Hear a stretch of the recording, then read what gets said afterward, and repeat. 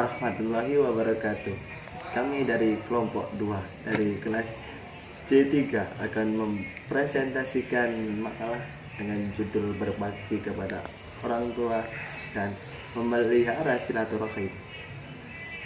Tetapi sebelum ke tahap selanjutnya, alangkah baiknya kita memperkenalkan diri kita terlebih dahulu. Ke video. Saya Muhammad Rifki Fitra Alfian dengan NIM 070403200132. Saya Lulu Sakila dengan NIM 0703032098. Saya Muhammad Hafid Daifullah dengan nomor NIM 070403200134. Pengertian berbakti kepada orang tua. Berbakti kepada orang tua dalam bahasa Arab disebut birrul walidain.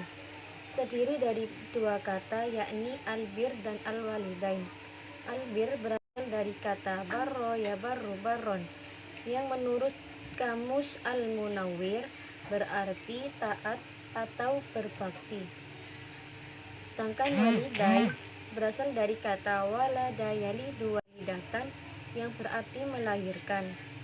Menurut Ibnu Atiyah, setiap pribadi wajib mentaati keduanya dalam hal-hal yang mubah, harus mengikuti apa-apa yang diperintahkan dan menjauhi apa yang dilarangnya. Dalam hadis terdapat perintah dan beragam cara untuk berbakti kepada kedua orang tua. Hal ini menunjukkan bahwa kedua orang tua sangat berharga. Maka dari itu, sudah seharusnya sebagai seorang anak juga harus menghargai kedua orang tua. Berikut perintah untuk senantiasa berbakti kepada kedua orang tua dalam hadis.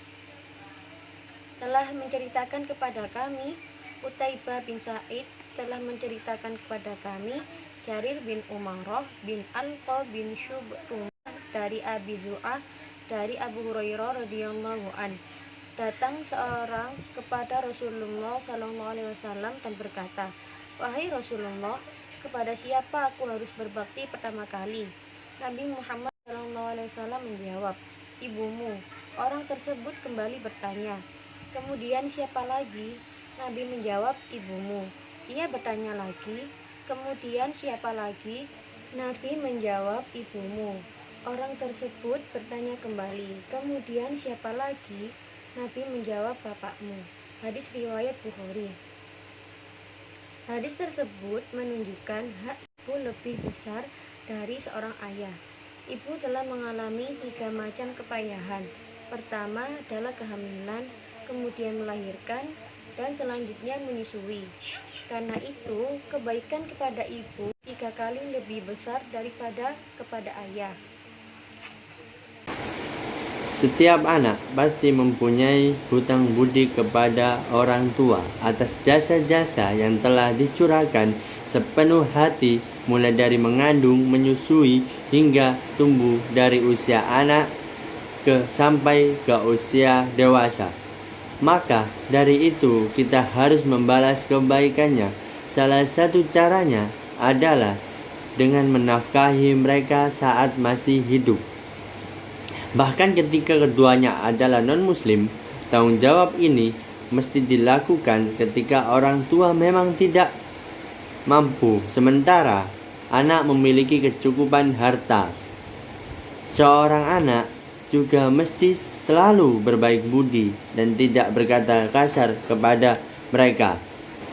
Allah Subhanahu wa ta'ala berfirman dalam surat An-Nisa ayat 36 yang artinya, "Dan kalian sembahlah Allah, dan janganlah sekalian sekutukan Ia dengan apapun, dengan bersikap baik kepada orang tua." Di surat Al-Isra dan ayat yang sama, Allah melarang anak berkata kasar meskipun sedikit saja dengan kalimat hus misalnya, dan membentak, terlebih lagi memukul mereka. Tentu hal ini sangat dilarang oleh agama Islam. Al-Isra ayat 23. Jika salah seorang di antara keduanya atau kedua-duanya sampai berumur lanjut dalam pemeliharaanmu, maka sekali-kali janganlah kamu mengatakan kepada keduanya perkataan dan janganlah kamu membentak mereka dan ucapkanlah kepada mereka perkataan yang mulia. Selain berbuat baik, seorang anak bisa berbakti kepada orang tua dengan cara mendoakannya dengan kebaikan-kebaikan yang melimpah. Sebagian ulama menyatakan bahwa ciri-ciri anak yang soleh adalah anak yang mau mendoakan kedua orang tuanya.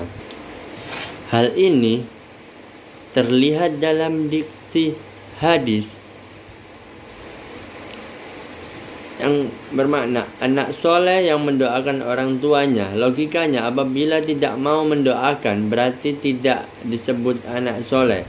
Adapun cara berbuat baik kepada orang tua yang sudah meninggal dunia bisa dilakukan dengan amalan sebagai berikut: mensolatkan jenazahnya, mendoakan orang tuanya yang telah meninggal dunia dan memintakan ampun dosa orang tuanya, melaksanakan janji orang tuanya, memuliakan teman-teman kedua orang tuanya, yang menyambung silaturahmi dengan orang yang mempunyai hubungan dengan orang tuanya. Silaturahim adalah kata majmu' yang diambil dari bahasa Arab, silat dan rahim. Kata silat berasal dari kata wasol yang berarti menyambung dan menghimpun. Ini berarti hanya yang putus dan terserak yang dituju oleh silat itu. Sedangkan kata rahim pada mulanya berarti kasih sayang, kemudian berkembang hingga berarti pula peranakan atau kandungan. Karena anak yang dikandung selalu mendapat kasih sayang, inti silaturahim adalah rasa rahmat dan kasih sayang. Dengan demikian dapat dinyatakan bahwa silaturahim berarti mendekatkan diri kepada orang lain setelah selama ini jauh dan menyambung kembali komunikasi setelah lama terputus berdasarkan rasa kasih sayang di antara mereka. Allah Subhanahu wa Ta'ala telah menjadikan orang-orang mukmin itu bersaudara agar mereka saling kasih mengasihi dan sayang menyayangi. Rasulullah SAW bersabda, kehidupan orang-orang mukmin satu dengan yang lain seperti sebuah bangunan yang saling menguatkan yang satu dengan yang lainnya. Hadis riwayat muttafaqun alaih. Hadis di atas menggambarkan hakikat antara hubungan sesama kaum muslimin yang begitu eratnya. Hubungan antara seorang mukmin dengan mukmin lainnya bagaikan sebuah bangunan yang saling melengkapi. Bangunan tidak akan berdiri kalau salah satu komponennya tidak ada ataupun rusak. Hal itu menggambarkan betapa kokohnya hubungan antara sesama umat muslim. Ada beberapa sifat yang harus dimiliki seseorang agar dapat memelihara budaya silaturahim sekaligus menjadi tanda-tanda ketakwaannya, yaitu seperti diungkapkan dalam firman Allah Subhanahu wa Ta'ala, yang artinya yaitu orang-orang yang menafkahkan hartanya baik di waktu lapang maupun sempit, dan orang-orang yang menahan amarahnya serta memaafkan kesalahan orang lain.